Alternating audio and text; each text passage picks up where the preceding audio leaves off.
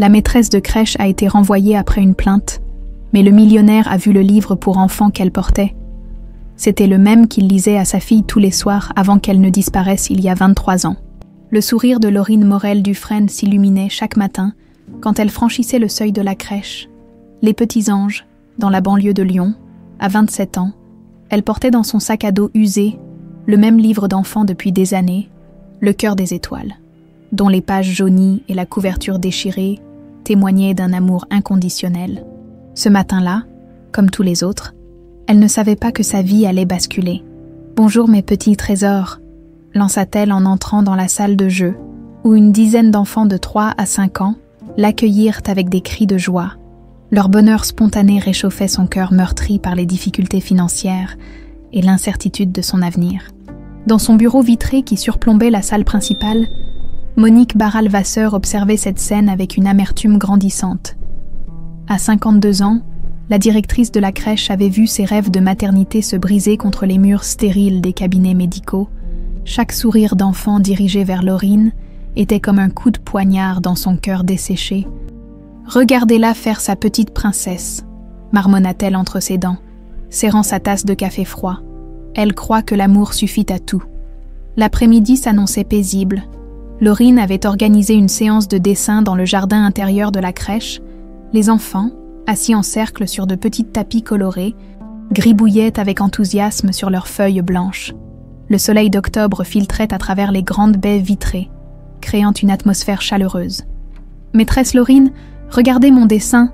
s'exclama Émilie, une petite fille de 4 ans aux boucles rousses. « C'est magnifique, ma puce. Tu as dessiné ta famille. Oui, papa, maman, et mon petit frère dans le ventre de maman. » Laurine sourit tendrement. Ces moments de pure innocence la transportèrent dans un monde où tout semblait possible. Elle ne remarqua pas que Monique s'était approchée silencieusement, observant chaque geste avec l'œil critique d'un prédateur. C'est alors que Thomas, un garçon turbulent de 5 ans, décida de montrer ses talents d'acrobate en tentant d'escalader le petit toboggan installé dans un coin du jardin. Il glissa maladroitement et tomba, se cognant légèrement le genou contre le sol. « Aïe, ça fait mal !» pleura-t-il. Laurine accourut immédiatement, s'agenouilla près de lui et examina la petite égratignure avec douceur. « Ce n'est rien, mon grand, juste une petite rayure. Tu es un guerrier, n'est-ce pas ?» Elle nettoya délicatement la plaie et y appliqua un petit pansement coloré, comme elle l'avait fait des centaines de fois. Thomas, rassuré par sa voix apaisante, cessa rapidement de pleurer et retourna jouer avec ses camarades. Mais Monique avait trouvé son moment. Ses yeux brillèrent d'une lueur mauvaise qu'elle dissimula aussitôt derrière un masque de préoccupation professionnelle. Le lendemain matin, Laurine fut convoquée dans le bureau directorial.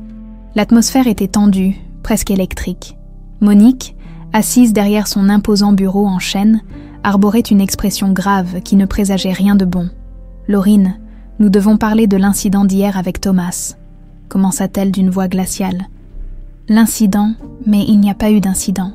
Madame Vasseur, Thomas est tombé en jouant, c'est tout à fait normal à son âge.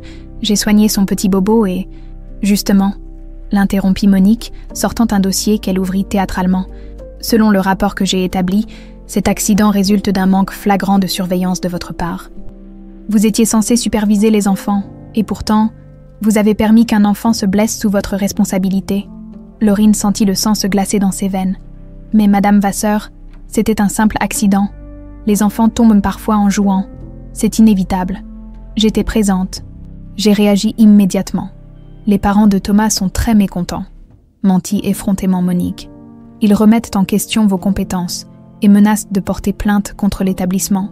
Je ne peux pas me permettre de prendre de tels risques. » Les mots tombèrent comme un coup près. « Votre contrat est résilié avec effet immédiat. Vous devez quitter les lieux aujourd'hui même. » Laurine resta pétrifiée, incapable de comprendre ce qui lui arrivait. « Mais ce n'est pas possible. Je n'ai rien fait de mal. Demandez aux enfants, aux autres employés. Ma décision est irrévocable, » trancha Monique avec une satisfaction à peine dissimulée. « Votre négligence a mis en danger la sécurité d'un enfant. Je ne peux plus vous faire confiance. » Négligence. Mais enfin, Madame Vasseur, vous savez très bien que... Sortez de mon bureau immédiatement. 1 heure plus tard, Laurine se retrouvait sur le trottoir, ses maigres affaires personnelles dans un petit carton. Ses collègues l'avaient regardée partir avec incompréhension et tristesse, mais aucune n'avait osé défendre celle qui était pourtant la plus aimée des enfants. La nouvelle de son renvoi se répandit comme une traînée de poudre dans le petit monde de la petite enfance lyonnaise. Les ragots déformèrent rapidement la réalité. La jeune maîtresse de la crèche des Petits Anges a été renvoyée pour négligence grave. Un enfant s'est blessé par sa faute. On dit qu'elle était distraite, pas assez professionnelle. En quelques jours, Laurine découvrit avec amertume que sa réputation était détruite. Aucune autre crèche, aucune école maternelle ne voulait l'embaucher. Son rêve de consacrer sa vie à l'éducation des enfants s'effritait comme un château de sable face à la marée. Les semaines qui suivirent furent un cauchemar. Ses économies fondèrent rapidement, et l'angoisse de ne plus pouvoir payer son petit studio dans le 7e arrondissement la rongeait jour et nuit. Elle multiplia les candidatures, élargit ses recherches à d'autres secteurs, mais le spectre de sa réputation ternie la poursuivait partout.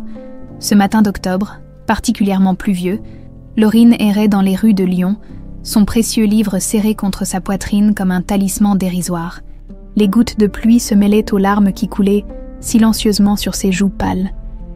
Elle ne savait plus vers qui se tourner, plus comment reconstruire sa vie brisée par l'injustice.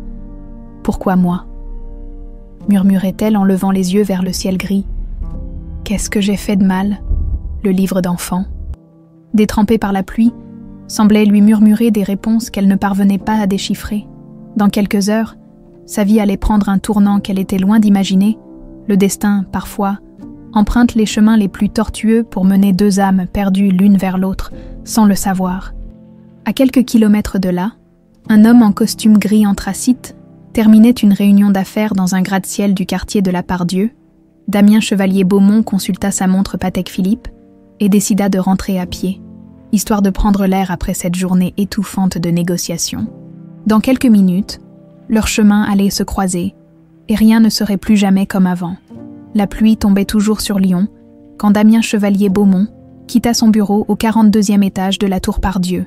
À 48 ans, cet homme aux tempes grisonnantes et aux yeux d'un vert profond commandait un empire financier qui s'étendait à travers toute l'Europe. Pourtant, derrière cette façade de réussite absolue, se cachait une blessure béante qui ne cicatrisait jamais. « Monsieur Beaumont, voulez-vous que je fasse avancer votre voiture ?» demanda Marcus, son chauffeur personnel, en le voyant enfiler son manteau Burberry. « Non merci Marcus, j'ai besoin de marcher un peu. Cette journée m'a épuisée. Mais monsieur, il pleut. Justement, la pluie me fera du bien. » Damien descendit les 42 étages en ascenseur, perdu dans ses pensées. Les négociations avec le groupe allemand s'étaient bien déroulées. Un nouveau contrat de plusieurs millions d'euros était en poche. Mais cette victoire lui laissait le même goût amer que toutes les autres. Depuis 23 ans, le succès professionnel ne parvenait plus à combler le vide qui rongeait son existence.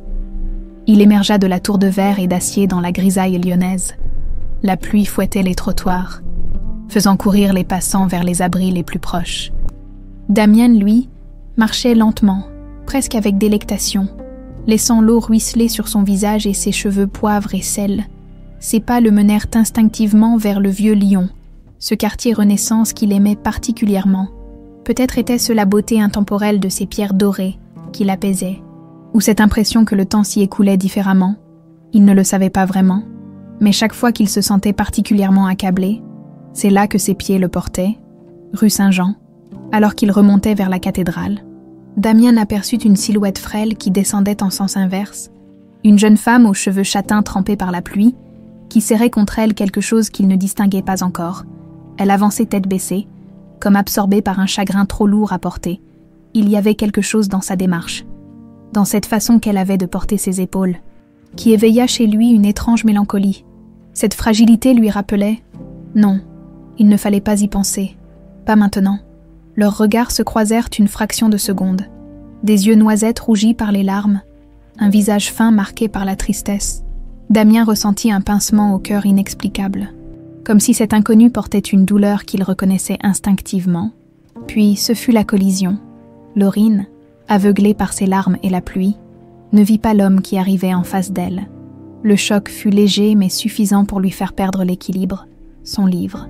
qu'elle tenait serré contre son cœur, glissa de ses mains et tomba sur le pavé mouillé, s'ouvrant sur une double page illustrée. « Oh, pardonnez-moi, je suis désolée, je n'ai pas fait attention », balbutia-t-elle en se penchant pour ramasser son précieux ouvrage. Damien s'apprêtait à l'aider quand son regard tomba sur la couverture du livre. Le monde s'arrêta. Le cœur des étoiles était écrit en lettres dorées sur un fond bleu nuit, constellé d'étoiles argentées. Mais ce n'était pas seulement le titre qui le cloua sur place, c'était ce petit accroc, en forme de croissant dans le coin supérieur droit de la couverture, c'était cette tache de chocolat séché près du dos du livre. C'était cette page 37 légèrement décollée qu'il reconnaissait entre mille. Ses jambes se mirent à trembler, une sueur froide perla sur son front, malgré la pluie glacée. « Non, ce n'est pas possible », murmura-t-il d'une voix blanche. Laurine, qui venait de récupérer son livre, leva les yeux vers lui avec inquiétude. « Monsieur, ça va, vous êtes tout pâle. » Damien la dévisageait avec une intensité troublante, comme s'il cherchait quelque chose sur son visage. Ses yeux verts, d'ordinaire si maîtrisés, brillaient maintenant d'une émotion à l'état brut. « Ce livre, où l'avez-vous trouvé ?» Sa voix était à peine audible. « Pardon, ce livre, où l'avez-vous eu ?» répéta-t-il plus fort, presque avec agressivité. Laurine recula instinctivement, serrant le cœur des étoiles contre sa poitrine.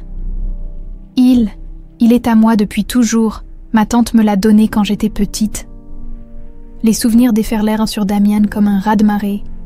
Luna, sa petite fille de 4 ans, assise sur ses genoux dans le grand fauteuil en cuir bordeaux de la bibliothèque, ses petites mains potelées qui tournaient délicatement les pages, sa voix cristalline qui récitait par cœur les passages qu'il lui avait lus des centaines de fois. « Papa, lis-moi l'histoire de la petite étoile qui cherche sa maison.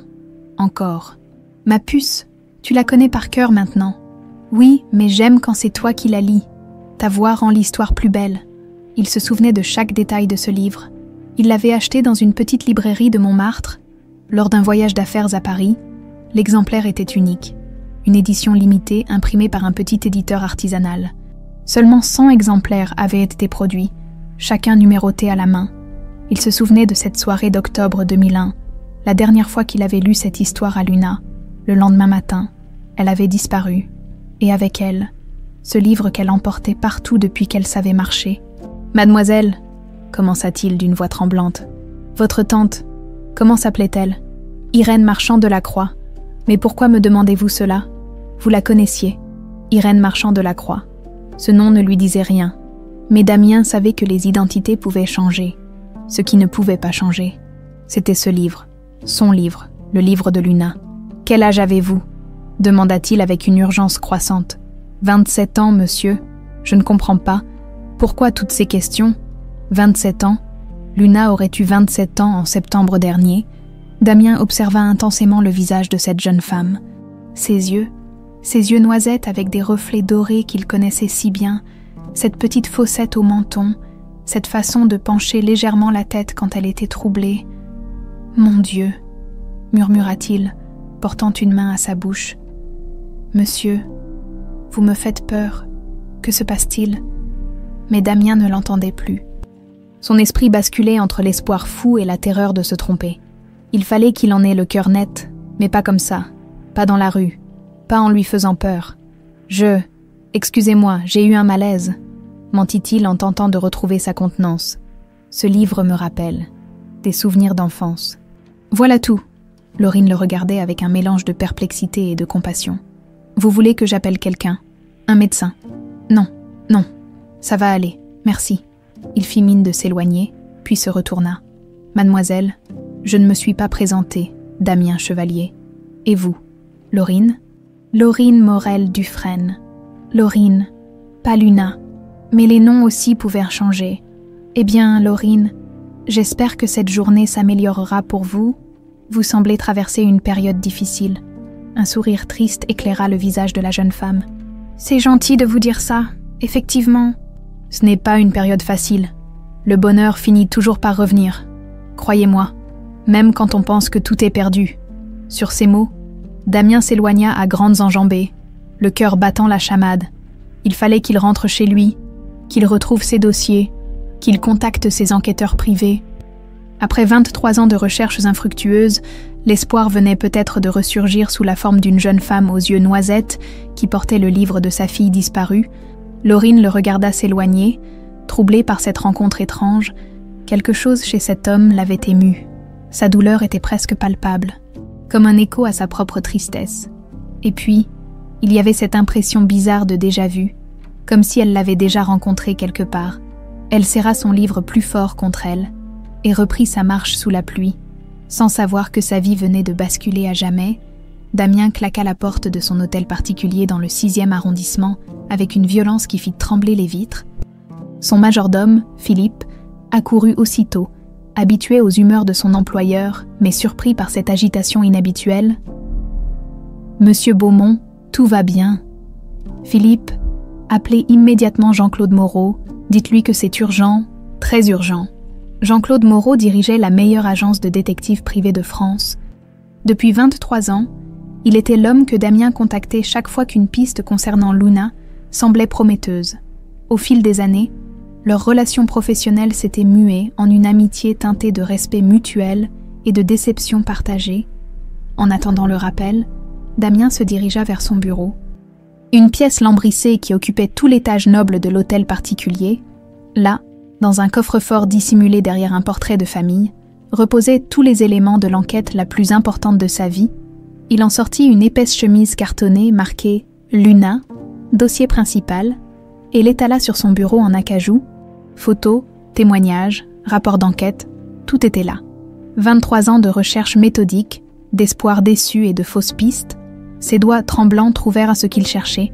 Une photo de Luna, prise 3 jours avant sa disparition. 4 ans, des boucles châtain clair, des yeux noisettes pétillants de malice. Et dans ses petites mains, le cœur des étoiles. « Mon Dieu !» murmura-t-il en rapprochant la photo de la lumière. La ressemblance avec Laurine était troublante. Pas évidente au premier regard, mais indéniable quand on savait chercher. La forme du visage, l'implantation des cheveux, cette façon particulière de pencher la tête. Le téléphone sonna. « Jean-Claude, c'est Damien. J'ai besoin de toi, maintenant. »« Damien, ça fait longtemps. Que se passe-t-il ? J'ai peut-être retrouvé Luna. » Un silence. Jean-Claude avait appris à ne jamais balayer d'emblée les intuitions de son client, même les plus farfelues. « Raconte-moi tout. » Damien relata les événements de l'après-midi avec une précision clinique. La rencontre fortuite, le livre, les détails troublants, l'âge de la jeune femme, Laurine Morel Dufresne, 27 ans, élevée par une certaine Irène Marchand de la Croix. Je veux tout savoir sur ces 2 femmes, absolument tout. Damien, tu sais que j'ai exploré des centaines de pistes similaires, pas avec le livre. Jean-Claude, jamais avec le livre original. Après avoir raccroché, Damien monta à l'étage supérieur, au bout du couloir. Une porte restée fermée depuis 23 ans s'ouvrit dans un grincement douloureux. La chambre de Luna était intacte, tout avait été préservé, les peluches alignées sur le lit à baldaquin rose, les dessins punaisés au mur, la table de nuit sur laquelle trônait encore un verre d'eau à moitié vide. Damien s'assit lourdement dans le petit fauteuil où il avait l'habitude de lire des histoires à sa fille. Les souvenirs l'assaillirent avec une violence inouïe. Septembre 2001, Élise était enceinte de Luna. Rayonnante malgré ses nausées matinales, Damien, alors jeune entrepreneur de 25 ans, bâtissait son empire avec l'énergie de celui qui veut offrir le meilleur à sa famille naissante. « Tu travailles trop, mon amour », lui disait souvent Élise en caressant son ventre rond. « Cet enfant aura besoin de son père. Pas seulement de son argent. Je sais, ma chérie. Mais je veux lui construire un avenir solide, quelques années encore, et je pourrais me consacrer entièrement à vous 2. » Il n'avait pas tenu parole. Luna était née un matin de février, sous la neige. Damien avait fondu en larmes en tenant cette petite chose fragile dans ses bras. Promettant silencieusement de toujours la protéger, les premières années avaient en été magiques. Luna était un bébé facile, toujours souriante, émerveillée par tout. Élise était une mère attentive, peut-être trop, s'inquiétant du moindre rhume, de la moindre chute. Mais peu à peu, l'empire chevalier Beaumont avait pris toute la place. Les voyages d'affaires s'étaient multipliés, les soirées tardives au bureau aussi. Élise avait commencé à montrer des signes de fragilité psychologique, se plaignant de solitude, de fatigue constante. « Tu nous abandonnes, Damien. lui avait-elle reproché un soir. Luna grandit sans son père. Moi, je m'épuise à tout gérer seule. Encore quelques mois. Élise, le contrat avec les Allemands va tout changer. Toujours quelques mois de plus, toujours un contrat de plus. Le matin du 15 octobre 2001, Élise avait eu une crise d'angoisse sévère. Incapable de supporter une minute de plus l'enfermement de leur grande maison bourgeoise, elle était sortie prendre l'air, laissant Luna seule. Juste 1 heure, s'était-elle dit. Elle dort, il ne peut rien arriver. Mais Luna s'était réveillée, et quand Rosemarie Lambert Deschamps, leur gouvernante, était arrivée pour sa journée de travail, elle avait trouvé la fillette en pleurs dans sa chambre, abandonnée. Damien serra les poings en revivant ses souvenirs. Rosemarie, il l'avait engagée 6 mois avant la disparition de Luna, une femme d'une 40aine d'années, recommandée par une agence sérieuse, qui s'était vite attachée à Luna, peut-être trop attachée. De l'autre côté de Lyon, dans son petit studio miteux, Laurine essayait de chasser les images troublantes qui l'assaillaient depuis sa rencontre avec l'inconnu aux yeux verts. Allongée sur son canapé défoncé, elle tenait Le cœur des étoiles, ouvert sur ses genoux, relisant pour la 1000e fois l'histoire de cette petite étoile qui cherchait sa place dans l'univers. Mais ce soir, les mots semblaient différents, chargés d'une émotion nouvelle qu'elle ne parvenait pas à identifier. « Petite étoile, où es-tu » chantait la voix du vent dans les pages jaunies. Cette phrase, pourquoi lui donnait-elle la chair de poule? Pourquoi avait-elle l'impression de l'avoir déjà entendue, murmurée par une voix grave et aimante? Laurine ferma les yeux et tenta de faire le vide dans son esprit. Aussitôt, des images floues commencèrent à danser derrière ses paupières. Une grande bibliothèque aux murs lambrissés, l'odeur du cuir et d'un parfum masculin raffiné, des mains fortes et rassurantes qui tournaient les pages d'un livre.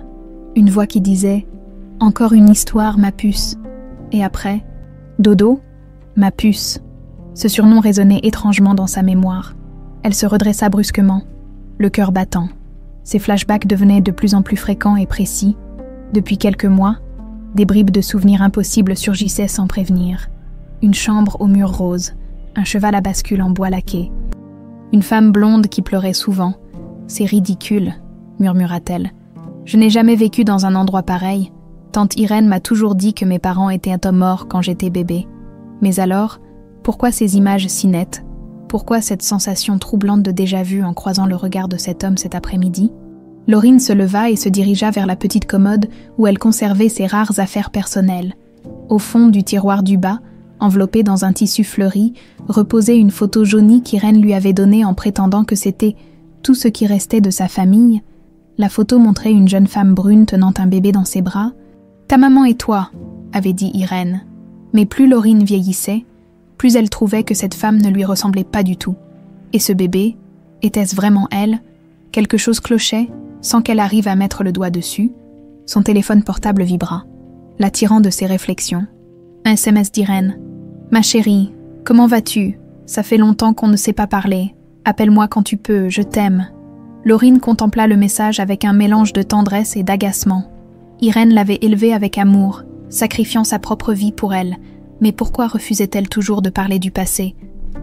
Pourquoi changeait-elle de sujet chaque fois que Laurine posait des questions sur ses origines? Peut-être qu'il est temps d'avoir une vraie conversation, murmura-t-elle en composant le numéro de sa tante adoptive, à 75 km de là, dans un petit pavillon de Villefranche-sur-Saône. Irène Marchand-Delacroix sursauta en entendant son téléphone sonner, depuis la rencontre fortuite de Laurine avec cet homme aux yeux verts. Une angoisse sourde lui tordait l'estomac. Pendant 23 ans, elle avait vécu dans la terreur que ce jour arrive, le jour où le passé ressurgirait, où les questions deviendraient trop pressantes, où la vérité exploserait au grand jour. Elle regarda la photo posée sur sa table de nuit. Laurine à 5 ans, souriant dans sa robe d'été, innocente et heureuse. Cet enfant était devenu toute sa vie, sa raison d'exister. Comment avouer maintenant qu'elle l'avait volé à sa vraie famille? Comment expliquer que son geste d'amour s'était transformé en cauchemar de 23 ans? Le téléphone continuait de sonner. Irène tendit une main tremblante vers l'appareil, sachant que chaque conversation avec Laurine pourrait être celle qui révélerait tout. Jean-Claude Moreau n'avait pas dormi de la nuit. Dans son bureau encombré de dossiers et d'écrans d'ordinateur, il épluchait méthodiquement toutes les bases de données disponibles. À 60 ans, Cet ancien commissaire de police reconverti dans le privé avait acquis une réputation redoutable dans les affaires de disparition, mais le dossier Luna Chevalier-Beaumont restait son échec le plus cuisant. « Alors, Jean-Claude, qu'est-ce que tu as trouvé ?» demanda Damien dès qu'il décrocha son téléphone à 7 heures du matin. « Assieds-toi, Damien, c'est troublant. » Jean-Claude ouvrit le dossier qu'il venait de constituer. Laurine Morel Dufresne, née officiellement le 18 septembre 1997 à Villefranche-sur-Saône, parents déclarés décédés dans un accident de voiture quand elle avait 6 mois, élevée par sa tante Irène Marchand de la Croix.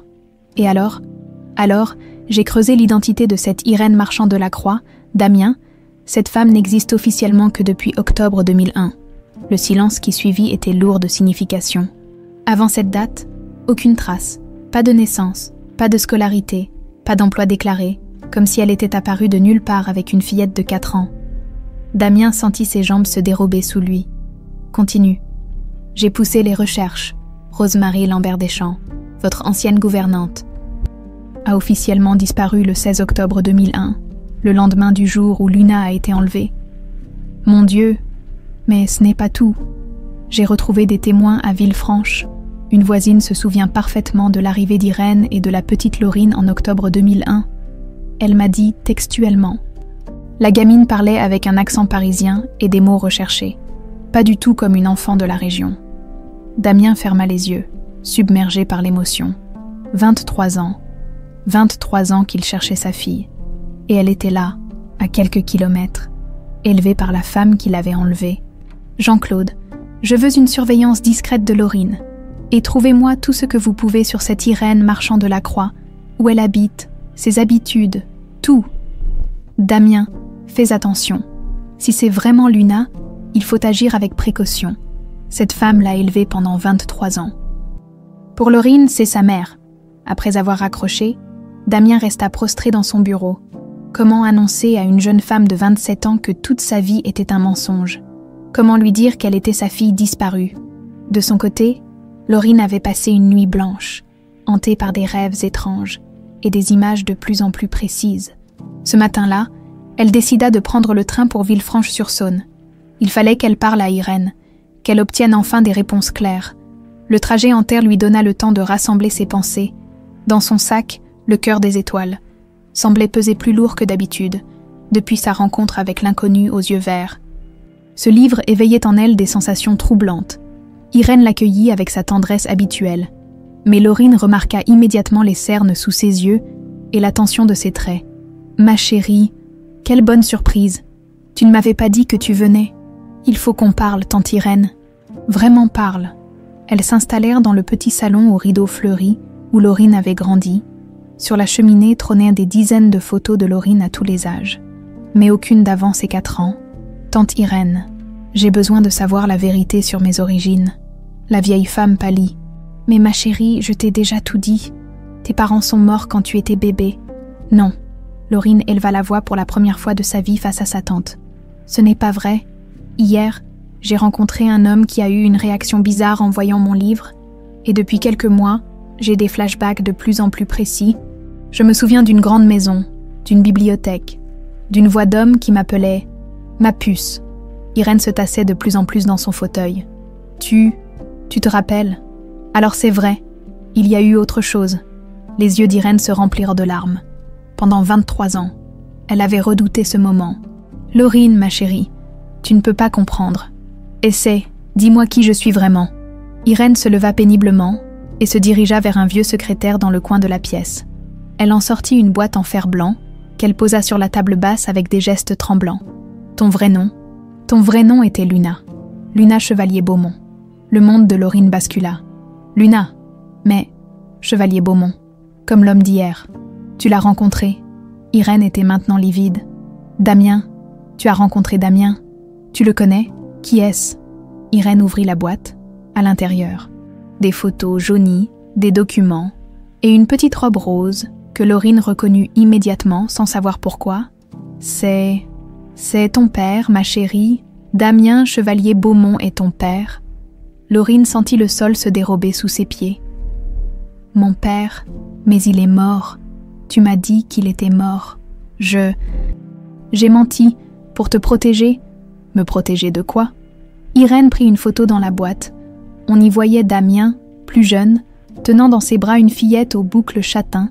Laurine reconnut immédiatement le livre, Le cœur des étoiles, dans les petites mains de l'enfant. Tu étais Luna Chevalier-Beaumont. Tu avais 4 ans quand je t'ai emmenée, tu veux dire enlevée. Les larmes coulaient, maintenant librement sur les joues ridées d'Irène. Ce n'était pas prévu. Je devais juste te garder quelques heures. Ta mère t'avait abandonné ce matin-là. Elle était sortie en crise en te laissant seule. Quand je suis arrivée pour travailler, tu pleurais dans ta chambre. Tu m'as dit que maman était partie et qu'elle ne reviendrait peut-être jamais. Laurine écoutait, fascinée et horrifiée à la fois. J'étais ta gouvernante depuis 6 mois. Je t'aimais comme ma propre fille. Voir tes parents t'abandonner ainsi, te négliger, ça me brisait le cœur. Alors j'ai décidé de t'emmener faire une promenade, histoire que tu arrêtes de pleurer. Et après, j'ai paniqué. Quand on est rentré, il y avait la police partout, ta mère était revenue et avait appelé les secours. J'ai eu peur qu'on m'accuse de t'avoir enlevée. Alors j'ai continué à marcher avec toi. On a pris un train, puis un autre. Je me disais que j'allais te ramener le lendemain, que j'expliquerais tout. Mais tu ne l'as jamais fait. Non, parce que le lendemain, j'ai vu les journaux. Toute la France parlait de ta disparition. Il y avait ta photo partout. Et toi, tu étais si heureuse avec moi. Tu riais pour la première fois depuis des semaines. Tu m'appelais déjà tante Irène, comme si c'était naturel. Irène prit les mains de Laurine dans les siennes. Ma chérie, j'ai essayé de te rendre heureuse. J'ai tout sacrifié pour toi. Ma propre vie, mes rêves. Tout, je t'aimais tellement. Mais mon père, il a dû souffrir terriblement. Ton père, Irène hésita. Ton père travaillait tout le temps. Il n'était jamais là. C'est moi qui m'occupais de toi au quotidien. C'est avec moi que tu faisais tes premiers pas, que tu disais tes premiers mots. Laurine retira ses mains brusquement. Ce n'est pas une excuse.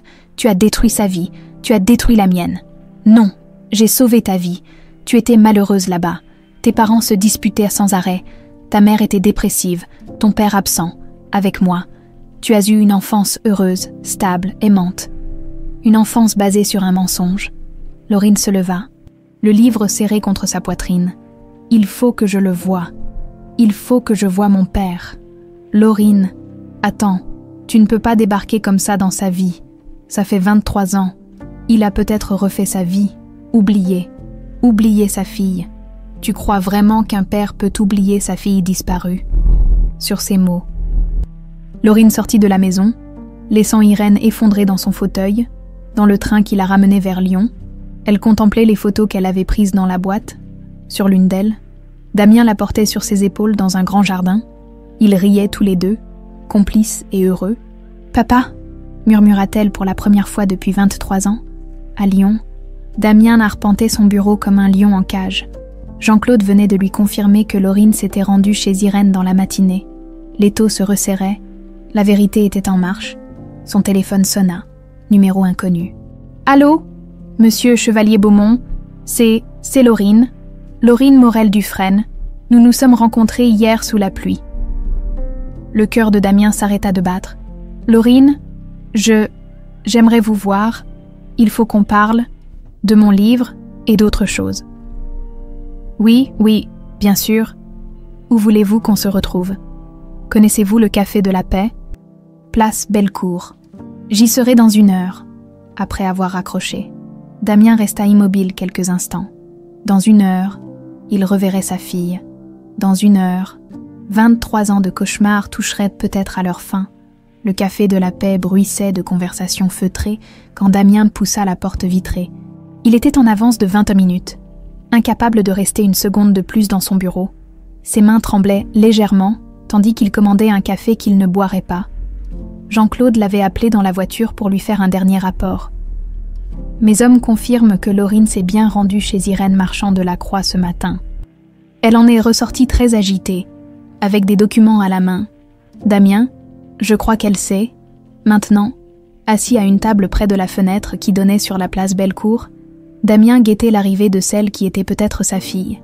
Chaque jeune femme qui passait sur le trottoir faisait bondir son cœur. À 15 heures précises, il la vit. Laurine marchait lentement, le regard perdu. serrant contre elle un sac d'où dépassait le coin familier de « Le cœur des étoiles ». Elle portait un manteau beige trop grand pour elle, et ses cheveux châtains flottaient dans le vent d'automne. Leurs regards se croisèrent à travers la vitre. Cette fois, Damien y lut une détermination nouvelle, mêlée d'appréhension et de vulnérabilité. Elle entra dans le café, chercha Damien des yeux et se dirigea vers sa table d'un pas hésitant. Il se leva pour l'accueillir, ne sachant s'il devait lui serrer la main ou autre chose.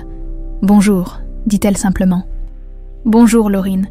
Merci d'être venue. » Ils s'assirent l'un en face de l'autre, séparés par une petite table ronde qui semblait soudain immense. Le silence s'étira quelques secondes, lourd de tout ce qu'il n'osait pas encore dire. « Vous saviez » finit par déclarer Laurine. « Hier, quand vous avez vu mon livre, vous saviez qui j'étais » Damien hocha lentement la tête. « J'ai eu des soupçons. Ce livre, c'était celui de ma fille, un exemplaire unique.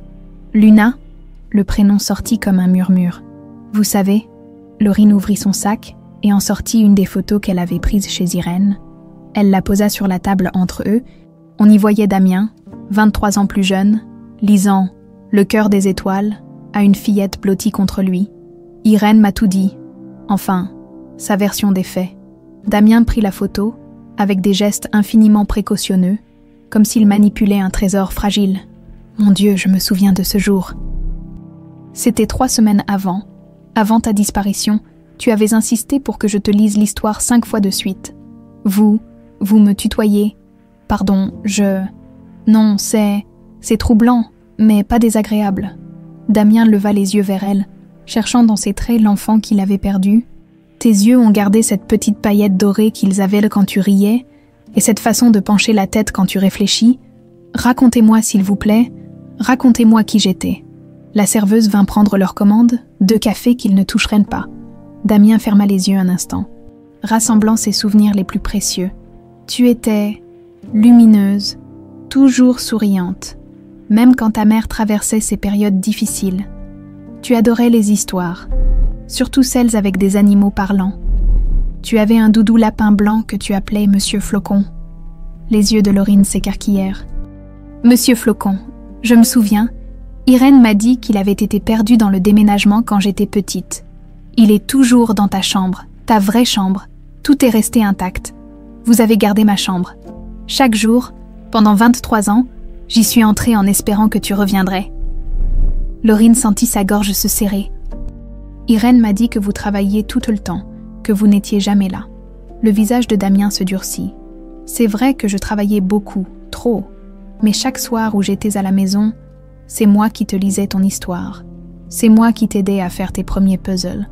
C'est moi qui t'ai appris à dire « papa » en premier. « Papa », répéta Laurine dans un souffle.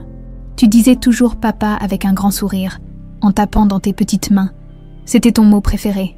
Les larmes commencèrent à couler sur les joues de Laurine. 23 ans de mensonges s'effritaient peu à peu, révélant une vérité à la fois douloureuse et libératrice. Qu'est-ce qui s'est passé ce jour-là ? Le jour où j'ai disparu, Damien prit une profonde inspiration. Ta mère, Élise, traversait une période très difficile. Elle faisait des crises d'angoisse, se sentait dépassée par tout. Ce matin-là, elle a craqué. Elle est sortie de la maison en urgence, te laissant seule dans ta chambre. Et Rosemary est arrivée. Rosemary Lambert Deschamps. Notre gouvernante depuis 6 mois, une femme d'apparence douce, qui semblait sincèrement attachée à toi, quand elle t'a trouvé en pleurs, abandonnée. Je pense qu'elle a agi par impulsion. Irène dit qu'elle voulait juste me consoler, me faire une promenade. Peut-être au début, mais quand Élise est rentrée et qu'elle a réalisé que tu n'étais plus là, l'enfer s'est déchaîné. Police, médias, battus. Rosemary a dû paniquer et s'enfoncer dans le mensonge. Laurine sortit, le cœur des étoiles, de son sac et le posa sur la table. Ce livre, pourquoi l'avais-je avec moi ? Tu l'emportais partout, même pour de courtes sorties, tu disais qu'il te protégeait des cauchemars. Je le porte encore partout. Comme si une partie de moi n'avait jamais oublié. Damien tendit lentement la main vers le livre, s'arrêtant à quelques centimètres de la couverture. Tu permets. Laurine hocha la tête. Les doigts de Damien effleurèrent la couverture abîmée avec une tendresse infinie. Page 23, murmura-t-il. Il y a une petite tache de confiture de fraises dans le coin inférieur droit. Tu l'avais faite un matin au petit déjeuner. Laurine ouvrit le livre à la page indiquée. La tâche était là, minuscule mais indélébile. Et page 47, tu avais gribouillé un petit soleil avec tes crayons de couleur. Elle tourna les pages. Le petit soleil jaune était là, dans la marge. Comment pouvez-vous vous souvenir de détails si précis? Parce que après ta disparition, j'ai lu ce livre tous les soirs à voix haute dans ta chambre. Chaque page, chaque mot, chaque petite imperfection est gravée dans ma mémoire. Laurine ferma les yeux, laissant les émotions la submerger. 23 ans. Vous avez lu cette histoire tous les soirs pendant 23 ans, en espérant qu'un jour tu l'entendrais. Qu'est-il arrivé à ma mère? À Élise. Le visage de Damien s'assombrit. Elle n'a jamais surmonté ta disparition. Et surtout, elle n'a jamais surmonté sa culpabilité d'être sortie ce matin-là. Elle est tombée dans une dépression profonde. Puis, elle est morte 2 ans après ton enlèvement. À cause de moi. Non, jamais à cause de toi, à cause de sa maladie, de sa fragilité. Élise était quelqu'un de merveilleux. Mais elle n'arrivait pas à gérer la pression de la maternité et mes absences répétées. Vous vous sentez coupable aussi. Chaque jour, si j'avais été plus présent, si j'avais mieux protégé notre famille, Rosemary n'aurait peut-être jamais eu l'occasion de... Irène, corrigea doucement Laurine. Pour moi, elle s'est toujours appelée Irène, et malgré tout ce qu'elle a fait, elle m'a aimée, vraiment aimée.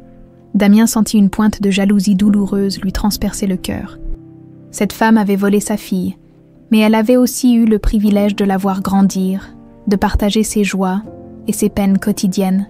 Je ne sais pas si je pourrais lui pardonner, avoua-t-il. Moi non plus, pas encore, mais je ne peux pas non plus oublier qu'elle a été la seule mère que j'ai connue. Ils restèrent silencieux quelques instants, digérant l'énormité de la situation. « Qu'est-ce qu'on fait maintenant ?» demanda finalement Laurine. « Je ne sais pas. J'ai rêvé de ce moment pendant 23 ans, mais je ne me suis jamais vraiment préparée à ce qui suivrait. Tu es adulte, tu as ta propre vie, tes propres souvenirs.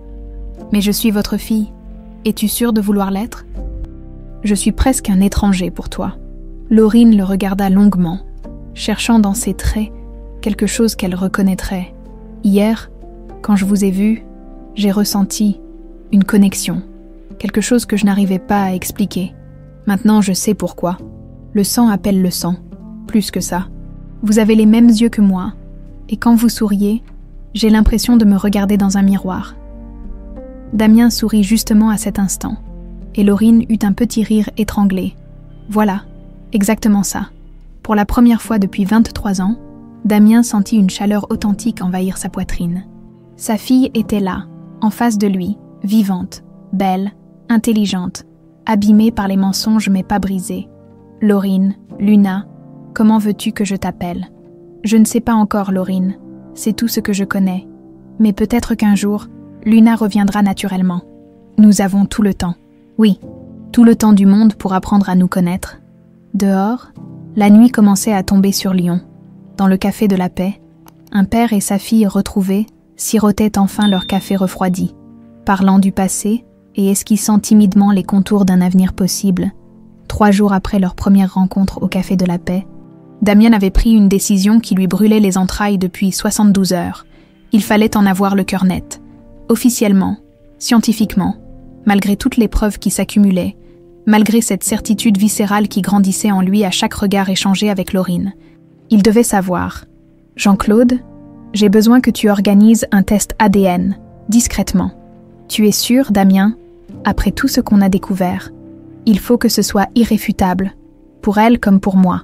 23 ans de doute, ça suffit. » Le laboratoire médical choisi par Jean-Claude était réputé pour sa discrétion autant que pour sa fiabilité. Damien avait proposé à Laurine de l'y retrouver, expliquant que c'était la seule façon de dissiper définitivement leurs dernières incertitudes. « Je comprends », avait-elle répondu au téléphone. « Moi aussi, j'ai besoin de savoir, officiellement. » Ce matin de novembre, ils se retrouvèrent dans la salle d'attente aseptisée du laboratoire Biotech Lyon. Laurine portait un pull vert émeraude qui faisait ressortir la couleur de ses yeux, des yeux identiques à ceux de son père. « Vous n'êtes pas obligé de faire ça, » dit Damien en la voyant un peu pâle. « Si, j'ai besoin de vérité, de certitude. Irène m'a menti toute ma vie, je ne peux plus vivre dans l'à peu près. » L'infirmière les appela tour à tour. Un simple prélèvement salivaire, Quelques minutes d'attente administrative et 23 ans de mystère allaient peut-être se résoudre en 48 heures. Les résultats seront disponibles après-demain matin, leur confirma le technicien. Nous vous appellerons dès qu'ils seront prêts. En sortant du laboratoire. Ils marchèrent côte à côte dans les rues de Lyon, sans vraiment savoir où aller. Une étrange intimité s'était développée entre eux, faite de silences complices et de regards entendus. « Vous voulez voir ma chambre ?» proposa soudain Damien. « Votre ancienne chambre. » Laurine s'arrêta net. « Maintenant ? Pourquoi pas ? Nous sommes en attente des résultats. Et puis, je crois que ça vous aiderait à récupérer vos souvenirs. » Le trajet en voiture jusqu'à l'hôtel particulier du 6e arrondissement se fit dans un silence tendu. Laurine regardait défiler les beaux quartiers de Lyon, ces rues qu'elle avait peut-être parcourues enfant sans jamais s'en souvenir. La demeure des Chevaliers Beaumont était imposante. 4 étages de pierre blonde, des balcons en fer forgé, un portail qui donnait sur une cour pavée. Laurine sentit un frisson la parcourir en franchissant le seuil. « Quelque chose vous revient ?» demanda Damien en observant attentivement ses réactions. « Peut-être cette odeur de cire et de bois ancien, et ce parfum, mon eau de Cologne, la même depuis 25 ans. » Philippe, le majordome, les accueillit avec sa discrétion habituelle. Mais Laurine crut déceler une émotion particulière dans son regard quand Damien fit les présentations. « Philippe travaille ici depuis 30 ans, » expliqua Damien.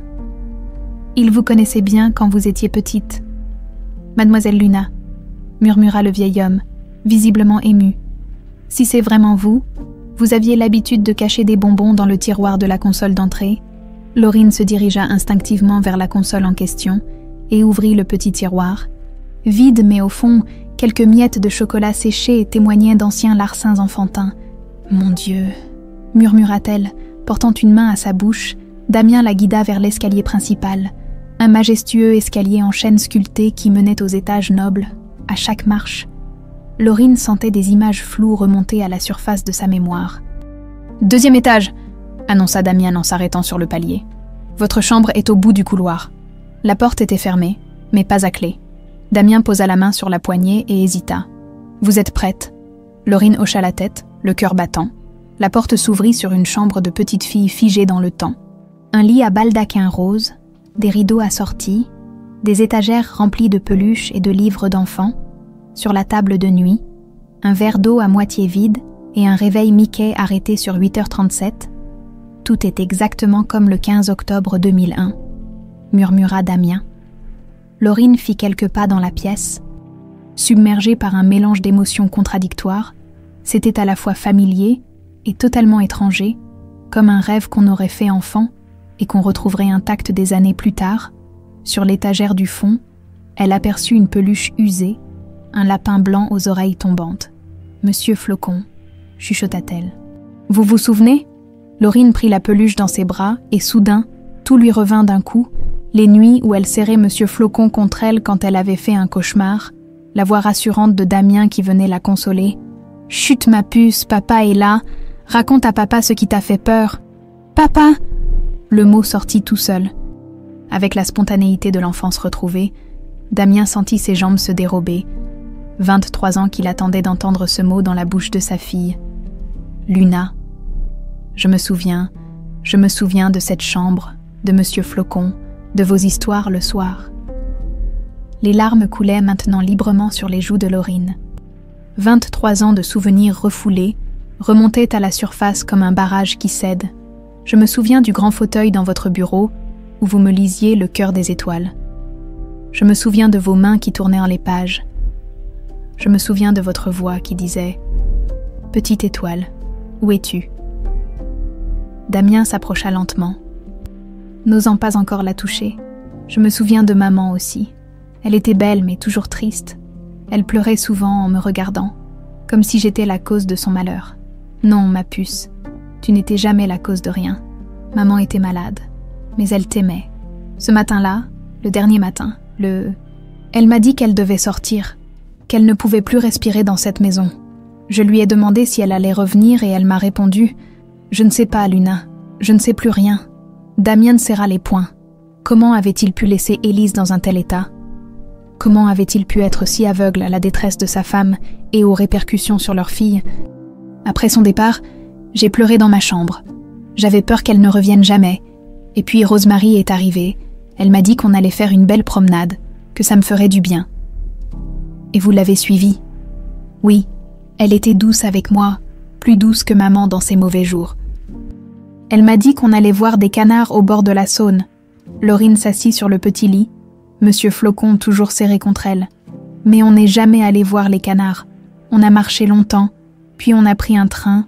Rosemary pleurait et répétait « Pardonne-moi, ma chérie, pardonne-moi ».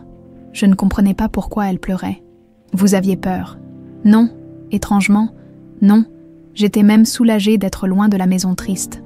Rosemary me racontait des histoires, m'achetait des bonbons. Pour la première fois depuis des semaines, quelqu'un semblait heureux de passer du temps avec moi. Damien sentit son cœur se serrer. Sa fille avait vécu son enlèvement comme une libération. Quel genre de père avait-il été pour qu'elle préfère la compagnie d'une inconnue à sa propre famille? Quand avez-vous compris que vous ne rentreriez pas? Quelques jours plus tard, Rosemary m'a dit qu'on allait vivre ensemble maintenant. Qu'elle serait ma nouvelle maman et que je serais sa petite fille. Elle a changé mon nom. Je suis devenue Laurine, sa nièce orpheline. Et vous avez accepté. J'étais une enfant de 4 ans, papa. J'ai fait confiance à l'adulte qui s'occupait de moi. Et puis, elle me donnait tellement d'amour. Un amour exclusif, passionné. J'étais devenue toute sa vie. Damien s'assit à côté d'elle sur le lit. Vous ne m'en voulez pas, de ne pas avoir su vous protéger. Comment aurais-je pu vous en vouloir? Jusqu'à cette semaine, j'ignorais même votre existence. Mais maintenant que je sais, je comprends mieux certaines choses. Comme quoi, ma passion pour l'enseignement, mon besoin compulsif de protéger les enfants vulnérables, c'est de vous que ça vient, n'est-ce pas? Damien hocha la tête. Depuis votre disparition, j'ai financé des dizaines d'associations pour les enfants en détresse. Discrètement, mais constamment.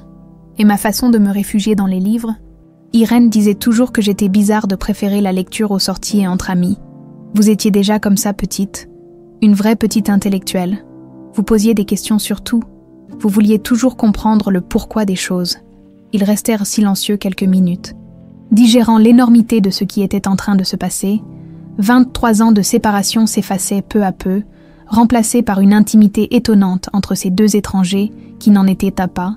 Le téléphone de Damien sonna, les faisant sursauter tous les deux. « Monsieur Chevalier-Beaumont, ici le laboratoire biotech. Nous avons vos résultats. » Damien mit le téléphone sur haut-parleur d'un geste instinctif. « Nous vous confirmons une compatibilité génétique de 99,29%. Monsieur Damien Chevalier-Beaumont est bien le père biologique de mademoiselle Laurine Morel Dufresne. » Le silence qui suivit fut assourdissant, puis Laurine éclata en sanglots. 23 ans d'émotions refoulées explosant d'un coup. « Papa, oh mon Dieu, papa !» Damien la prit enfin dans ses bras. Cette fille qu'il avait cherchée partout et qui était enfin revenue à lui, elle se blottit contre lui comme la petite fille de 4 ans qu'elle avait été. Et il retrouva cette sensation unique d'être père, cette responsabilité à la fois terrifiante et merveilleuse. « Ma petite Luna, ma petite étoile, tu es revenue. » Dans la chambre figée depuis 1001, un père et sa fille pleuraient ensemble, célébrant des retrouvailles qui semblaient impossibles quelques jours auparavant. 2 semaines après la confirmation ADN, Laurine n'avait toujours pas rappelé Irène. Les messages s'accumulaient sur son répondeur. « Ma chérie, donne-moi des nouvelles. Laurine, je t'en prie, ne m'abandonne pas. Je sais que tu m'en veux, mais laisse-moi t'expliquer. » Chaque appel lui déchirait le cœur.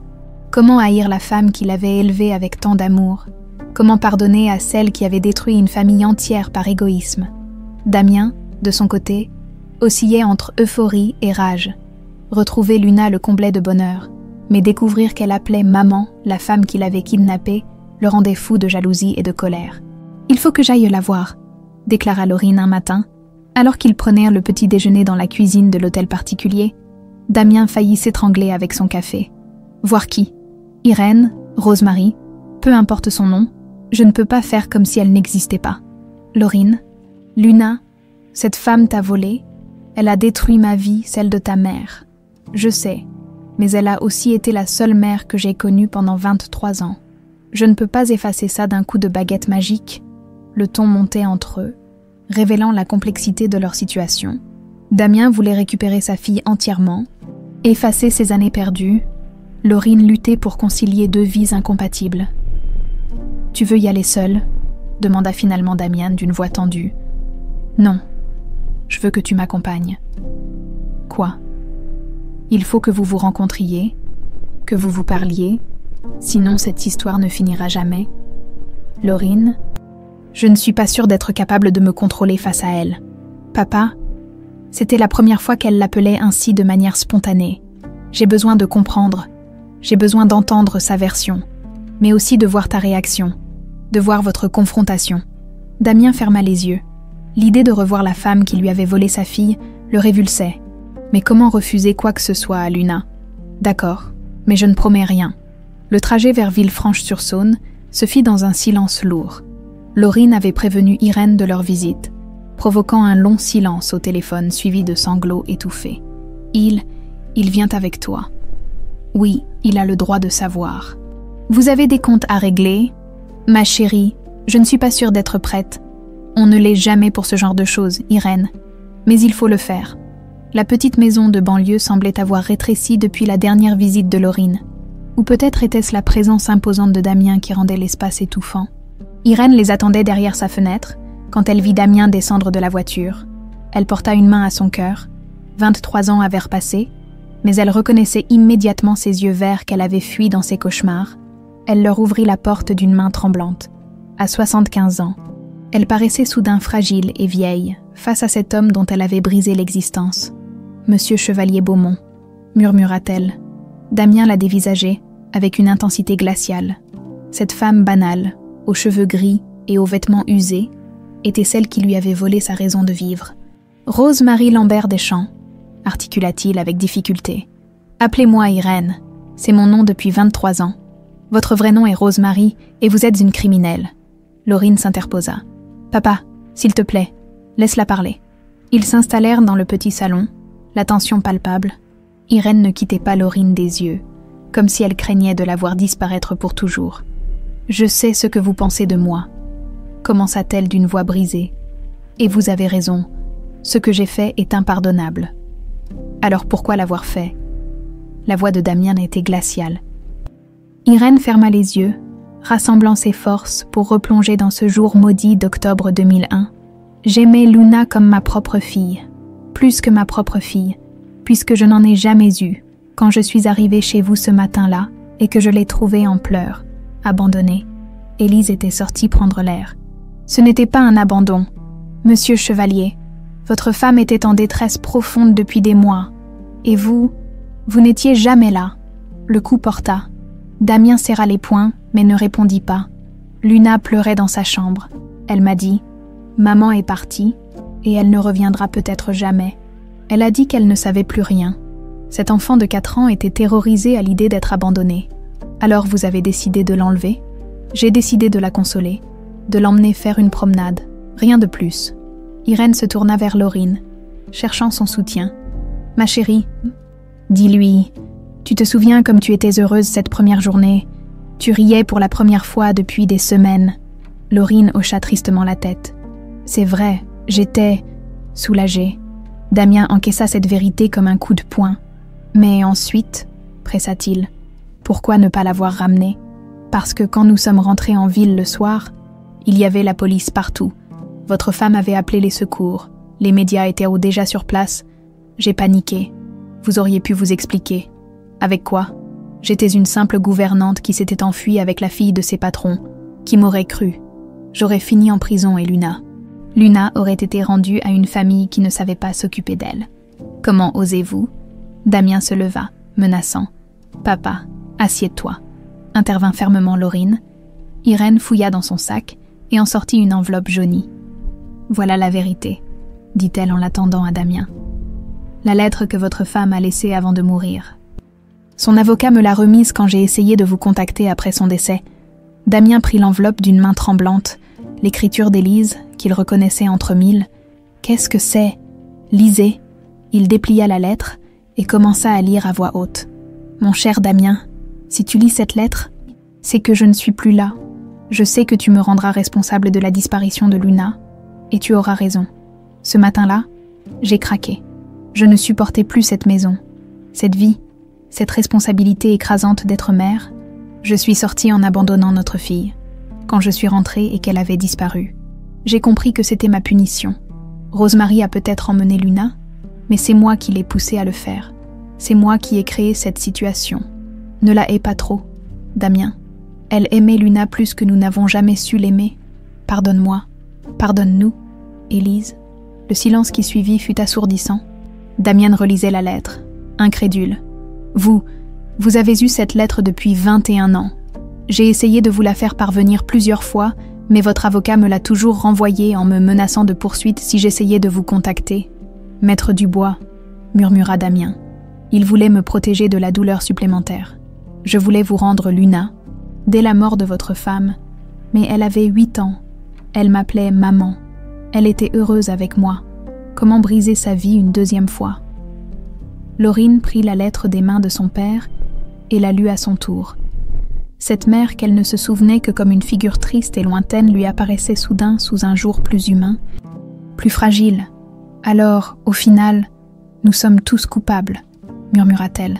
Non, protesta Damien. Tu n'es coupable de rien, tu étais une enfant. Maman était malade, tu étais absent, et Irène a agi par amour, même si c'était mal. Irène se leva péniblement et se dirigea vers un vieux secrétaire. Elle en sortit une boîte à chaussures qu'elle posa sur la table.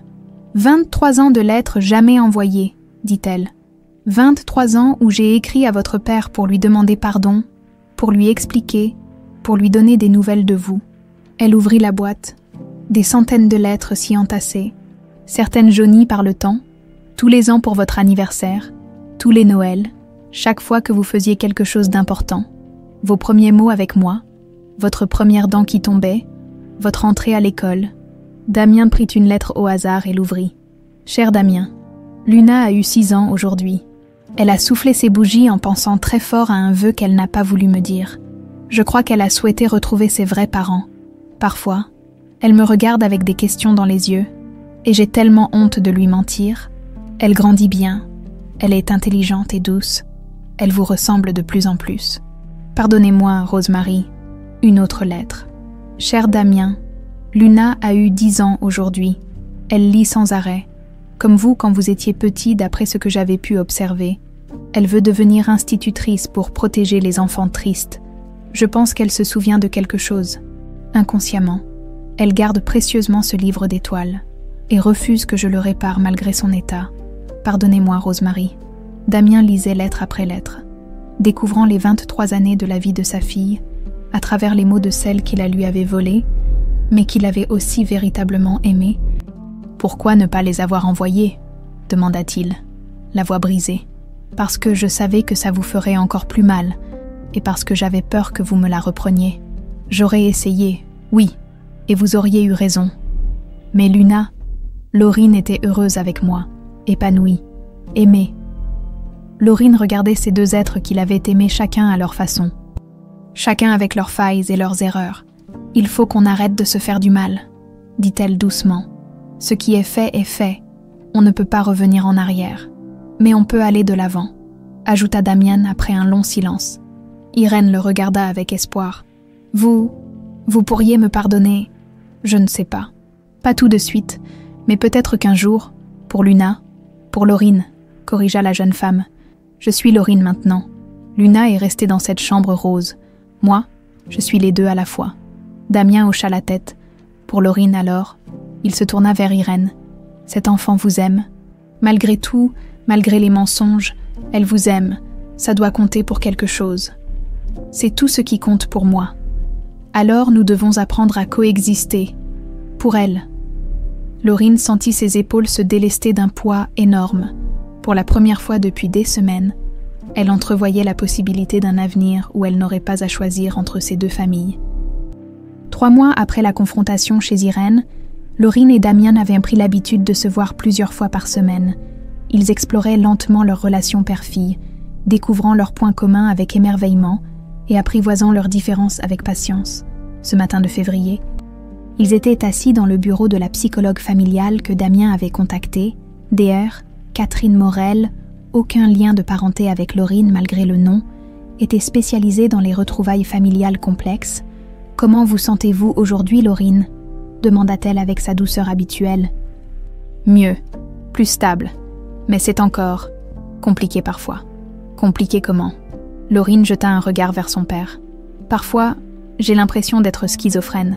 Laurine le matin, Luna l'après-midi.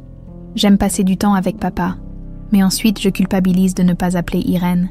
Et quand je l'appelle, je culpabilise de trahir papa. C'est normal, assura de hauteur Morel. Vous jonglez avec 2 identités, 2 familles, 2 histoires d'amour différentes. Damien, comment vivez-vous cela de votre côté ? Damien soupira. J'essaie d'être patient, mais parfois, quand Laurine me parle d'Irène avec tendresse, j'ai encore envie de tout casser. Cette femme a volé 23 ans de ma vie avec ma fille, mais elle lui a aussi donné 23 ans d'amour, rappela gentiment la psychologue. Je sais, rationnellement, je le sais, mais émotionnellement, c'est un processus, Damien, pour vous deux. Laurine, voulez-vous nous parler de vos souvenirs ? Comment cela évolue-t-il ? Laurine se redressa dans son fauteuil. C'est étrange. Plus je passe de temps avec papa, plus mes souvenirs de Luna remontent. Hier, on regardait ensemble un album photo, et soudain je me suis souvenu du jour où papa m'a appris à faire du vélo dans le jardin. Damien sourit. Tu es tombée 3 fois, mais tu as refusé que je te tienne. Tu voulais y arriver toute seule. Exactement. Et je me souviens aussi de maman, d'Élise, pas seulement comme la femme triste que j'avais en mémoire. Je me souviens qu'elle me chantait des berceuses quand j'étais malade, qu'elle me faisait des tresses compliquées pour aller à l'école, des heures. Morel prenait des notes. Ces souvenirs vous apaisent. Oui et non. Ils me rendent heureuse, mais ils me font aussi réaliser tout ce que j'ai perdu, et tout ce qu'Irène a perdu aussi.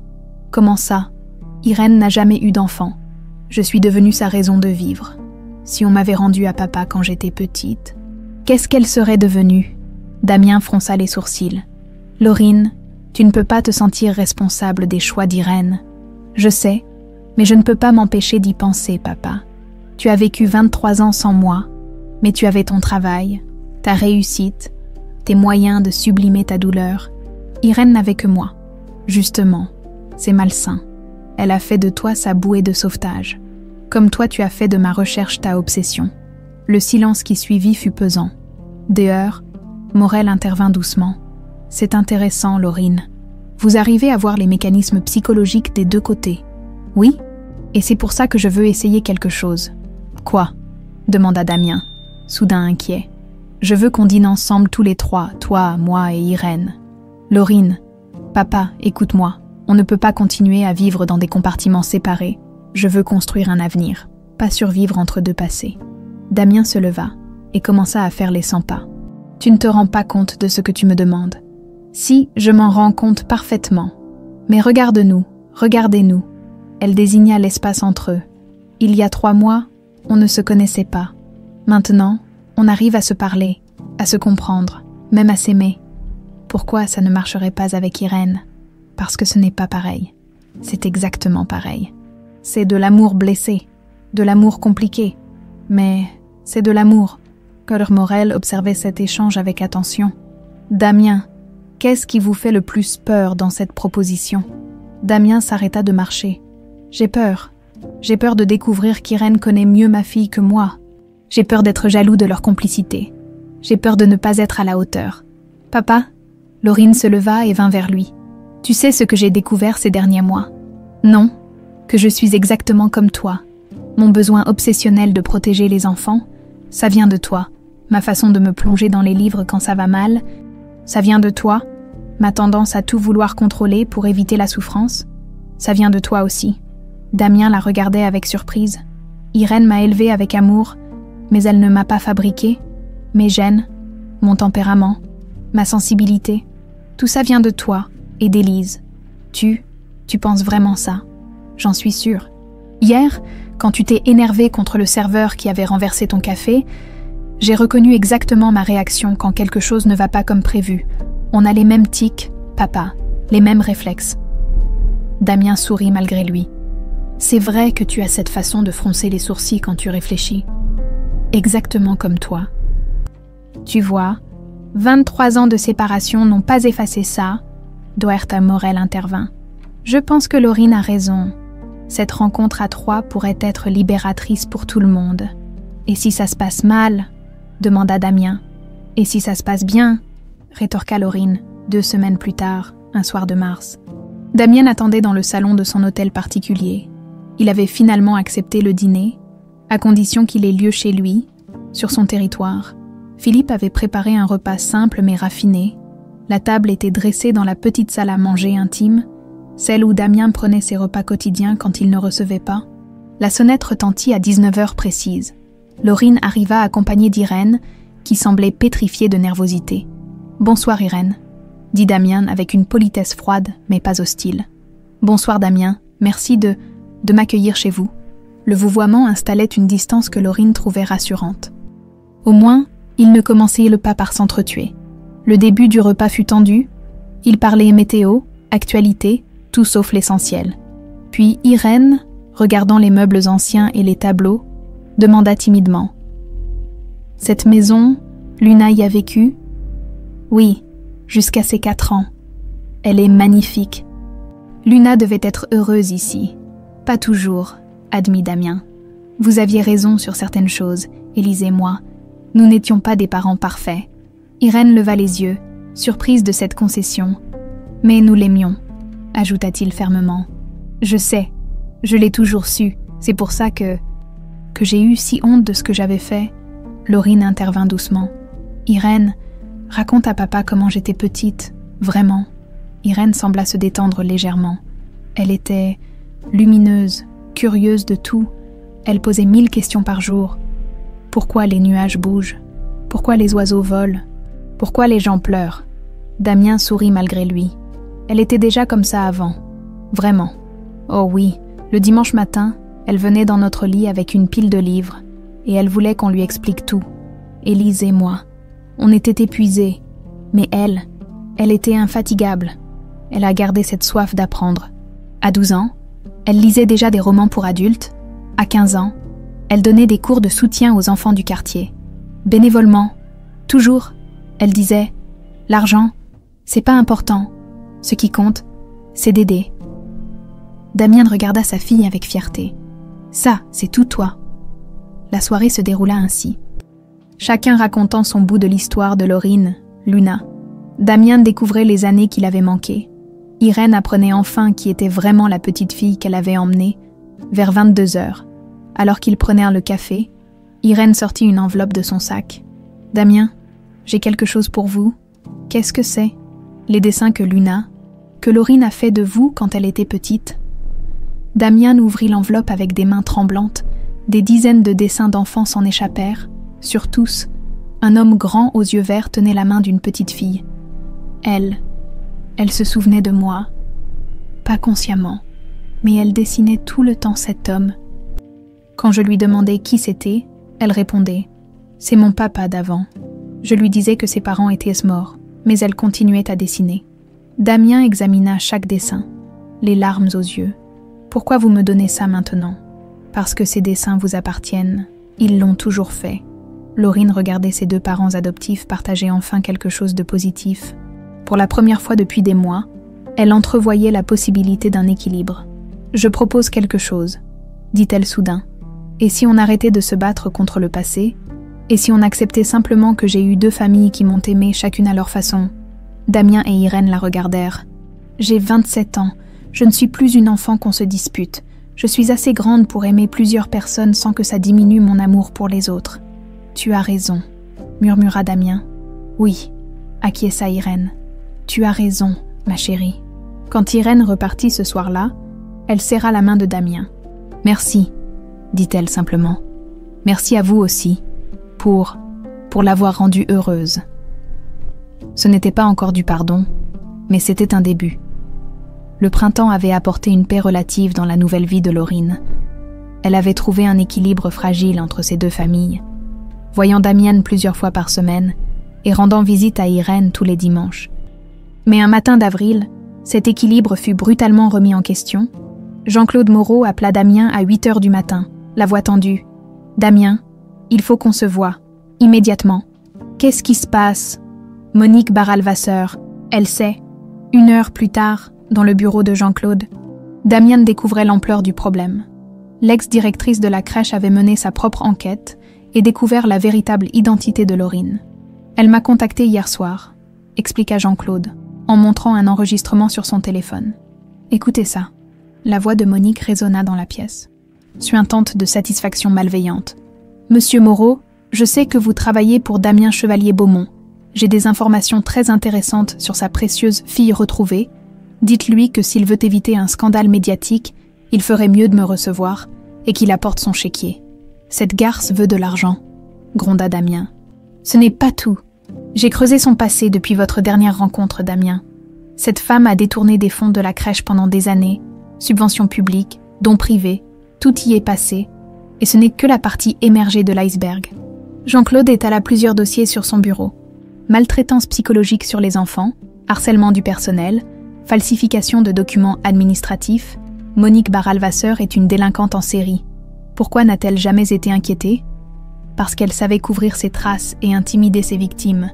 Mais maintenant qu'elle a touché à votre famille... Damien serra les poings. Qu'est-ce qu'elle veut exactement? 1 million d'euros. Sinon, elle révèle toute l'histoire aux médias. L'héritière kidnappée par sa gouvernante, élevée dans la pauvreté, pendant que papa multipliait les millions.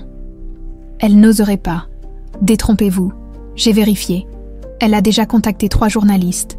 Elle leur a promis l'exclusivité du siècle. Damien réfléchit rapidement. Un scandale médiatique détruirait la nouvelle vie fragile que Laurine tentait de construire. Elle serait traquée par les journalistes, transformée en curiosité publique. Il faut prévenir Laurine, décida-t-il. J'allais vous le proposer.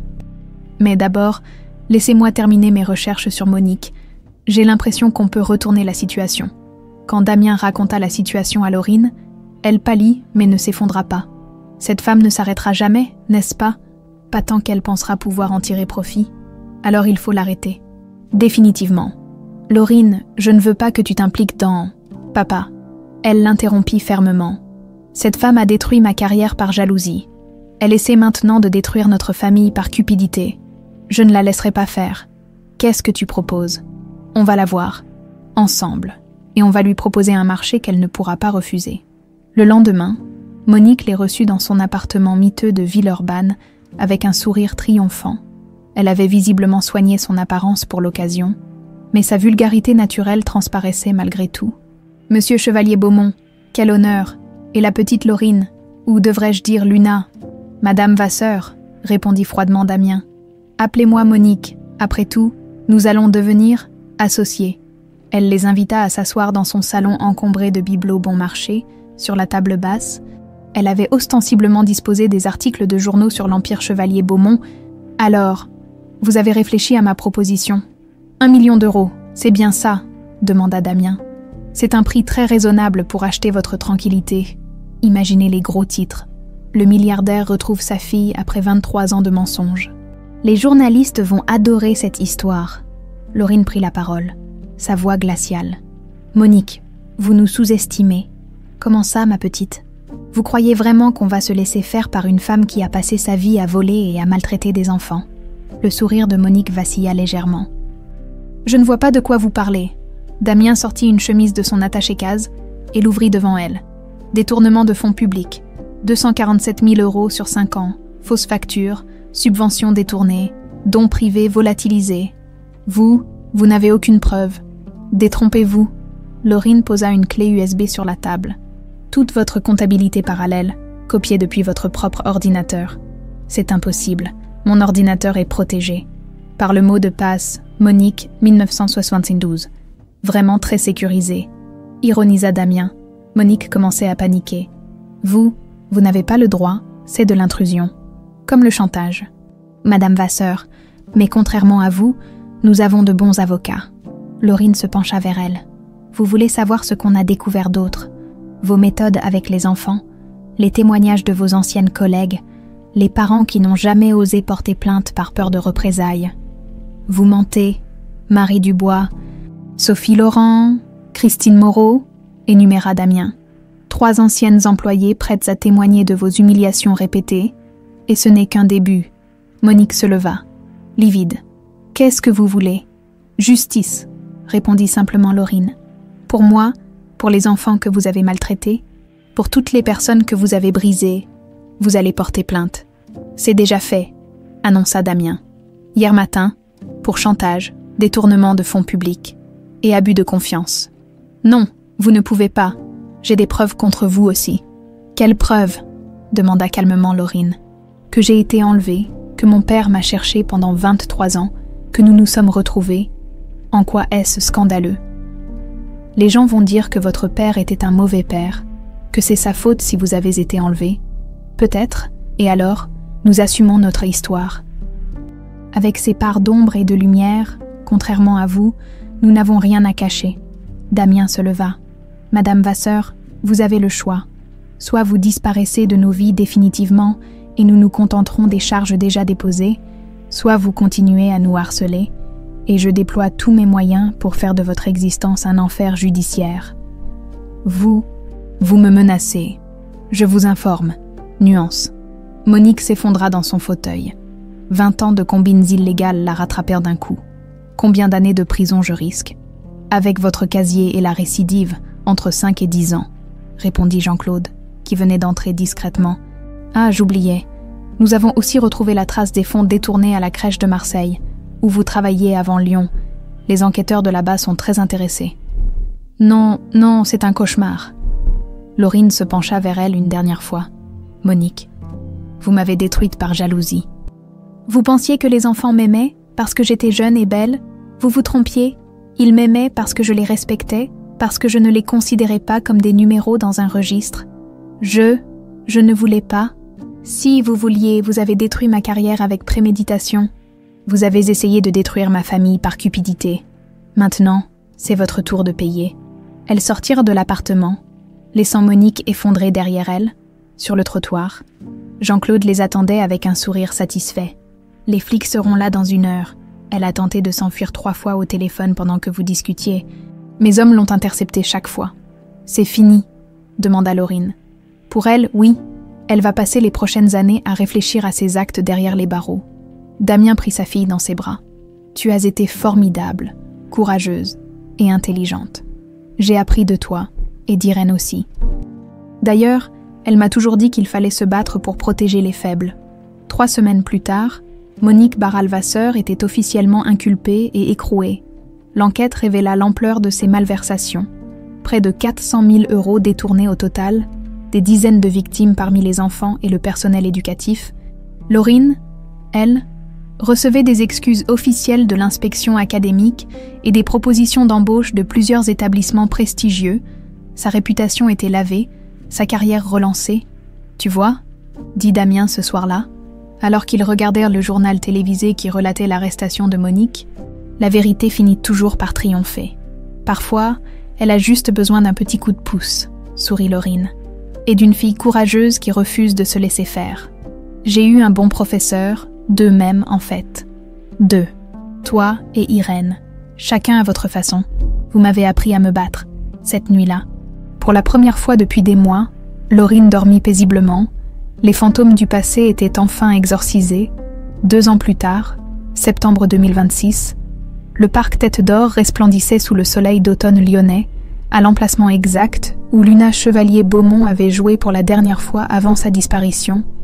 S'élevait maintenant un mémorial sobre et émouvant, Jardin des Étoiles perdues, en mémoire de tous les enfants disparus et de leurs familles. Laurine, désormais âgée de 29 ans, se tenait debout devant l'assemblée réunie pour l'inauguration, vêtue d'une robe simple couleur lavande, la même teinte que celle qu'elle portait enfant et qu'Irène avait précieusement conservée. Elle rayonnait d'une sérénité nouvellement acquise. « Mesdames et messieurs », commença-t-elle d'une voix claire qui portait jusqu'au fond de l'assemblée, « il y a 25 ans, une petite fille de 4 ans a disparu de ce parc. Cette petite fille, c'était moi, Luna Chevalier-Beaumont. » Un murmure parcourut la foule. Journalistes, familles de disparus, représentants officiels, tous connaissaient l'histoire, mais l'entendre de la bouche de l'intéressé gardait quelque chose de saisissant. Pendant 23 ans, mon père m'a cherché. Pendant 23 ans, une femme m'a élevée avec amour, portant le poids de son erreur. Pendant 23 ans, j'ai grandi en ignorant qui j'étais vraiment. Elle chercha le regard de Damien dans l'assemblée. Il se tenait au premier rang, élégant dans son costume anthracite, mais ses yeux verts brillaient d'émotions contenues. À côté de lui, Irène, maintenant âgée de 77 ans et affaiblie par sa récente hospitalisation, s'appuyait sur sa canne avec dignité.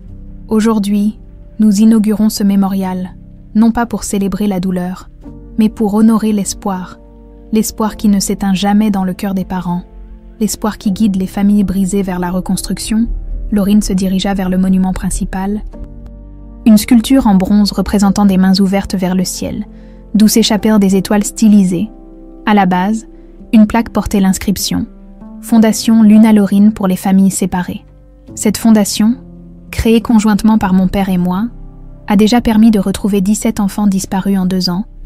Mais au-delà des retrouvailles, elle accompagne les familles dans la reconstruction, car retrouver un être cher n'efface pas automatiquement la douleur. Dehors, Catherine Morel, leur psychologue, applaudit discrètement. Grâce à son aide, la Fondation avait développé un protocole d'accompagnement psychologique unique en Europe. « Je voudrais aujourd'hui vous parler de pardon », continua Laurine. « Non pas du pardon facile, celui qu'on distribue par lassitude ou par convenance sociale, mais du pardon difficile, celui qui se construit jour après jour, celui qui libère autant celui qui pardonne que celui qui est pardonné. » Irène essuya discrètement une larme. Depuis son attaque cardiaque 6 mois plus tôt, elle savait que ses jours étaient comptés. Voir Laurine debout, épanouie, engagée, était le plus beau cadeau qu'elle pouvait recevoir. « Ma famille n'est pas conventionnelle », poursuivit Laurine avec un sourire. « J'ai un père qui m'a cherché partout pendant 23 ans. J'ai une mère adoptive qui m'a aimée au point de commettre l'irréparable. J'ai une mère biologique dont je porte encore le deuil et dont l'absence a façonné ma personnalité. » Elle prit une profonde inspiration. « Mais j'ai aussi une nouvelle famille que nous construisons ensemble, les équipes de la Fondation. Les familles que nous aidons, les enfants que nous retrouvons, nous sommes tous des étoiles qui ont un jour perdu leur constellation et qui apprennent à en former de nouvelles. » L'assistance était suspendue à ses lèvres. Même les journalistes les plus cyniques semblaient touchés par cette jeune femme qui transformait sa tragédie personnelle en force collective. « Aujourd'hui marque aussi une autre célébration pour moi, » annonça Laurine, ses yeux pétillants de joie contenue, « car j'ai une nouvelle à partager avec vous. » Elle posa instinctivement une main sur son ventre encore plat. « Dans 6 mois, une nouvelle petite étoile rejoindra notre constellation familiale. » L'assemblée explosa en applaudissements. Damien se leva d'un bond, les larmes aux yeux, tandis qu'Irène poussait un petit cri de joie malgré sa fatigue. « Cet enfant s'appellera Élise Rosemary Chevalier-Beaumont », continua Laurine quand le calme fut revenu. « Élise, en hommage à ma mère biologique, Rosemary, en hommage à celle qui m'a élevée. Elle portera en elle l'héritage de 3 femmes, l'une qui m'a donné la vie, l'autre qui m'a donné l'amour, et moi qui essaie de donner du sens à notre histoire. » Après la cérémonie officielle, la famille restreinte se retrouva dans l'intimité du jardin d'hiver de l'hôtel particulier. Philippe avait préparé un goûter simple mais raffiné. Pour la première fois depuis longtemps, l'atmosphère était détendue, presque joyeuse. « Une petite fille », murmurait Damien, encore sous le choc de la nouvelle. « Je vais être grand-père. Et moi, arrière-grand-mère », ajouta Irène avec un sourire fatigué mais radieux. « Tu seras surtout mamie Irène pour elle », précisa Laurine en s'asseyant près de la vieille dame. « Si tu es d'accord, bien sûr. »« Mamie Irène », répéta Irène, savourant ces mots qu'elle n'avait jamais pensé entendre un jour. « Ça me plaît beaucoup. » Damien s'approcha de la bibliothèque et en sortit un livre familier, Le cœur des étoiles, toujours dans son état d'origine, avec sa couverture déchirée et ses pages jaunies. « Il va falloir qu'on prépare ce livre pour la prochaine génération, » dit-il en le feuilletant délicatement. « Non, » répondit Laurine fermement. « Ce livre reste comme il est, avec ses imperfections, ses traces d'usage, ses souvenirs. C'est notre histoire, papa, toute notre histoire. Et si la petite l'abîme encore plus, alors elle y ajoutera sa propre histoire. C'est comme ça que les légendes familiales se construisent. » Irène observait cette scène avec une émotion profonde. Voir Damien et Laurine planifier l'avenir ensemble, parler de transmission, de tradition familiale, était un miracle qu'elle n'avait jamais osé espérer. « Laurine, » dit-elle doucement, « je peux te demander quelque chose. Tout ce que tu veux, mamie Irène. Quand la petite sera née, tu lui raconteras mon histoire, la vraie histoire. Laurine réfléchit quelques instants. Je lui raconterai qu'elle a eu une arrière-grand-mère qui a fait une erreur terrible par amour et qui a passé sa vie à essayer de la réparer. Je lui raconterai que parfois, les adultes font des choix difficiles à comprendre, mais qu'au final, seul l'amour compte. C'est généreux de ta part. C'est juste, Irène. Cette petite fille grandira dans la vérité, toute la vérité, les parties lumineuses comme les parties sombres. Damien s'assit de l'autre côté d'Irène. Elle aura aussi des photos de sa grand-mère Élise et des lettres que sa mère lui a écrites avant de mourir. Élise a écrit des lettres, s'étonna Laurine. Plusieurs, pour tes futurs anniversaires, ton mariage, la naissance de tes enfants. Elle voulait être présente d'une façon ou d'une autre dans les moments importants de ta vie. Tu ne me l'avais jamais dit. Je gardais ça pour le bon moment. Et je crois que ce moment est arrivé. Quand le soir tomba sur Lyon, ils étaient toujours là, tous les trois, à partager des souvenirs et à rêver d'avenir. Irène s'était assoupie dans son fauteuil, épuisée mais apaisée. Damien et Laurine parlaient à voix basse pour ne pas la réveiller. « Papa, tu penses qu'Élise aurait approuvé ?» Notre réconciliation avec Irène. Damien contempla le visage endormi de la vieille dame. « Ta mère était quelqu'un de généreux, malgré sa maladie.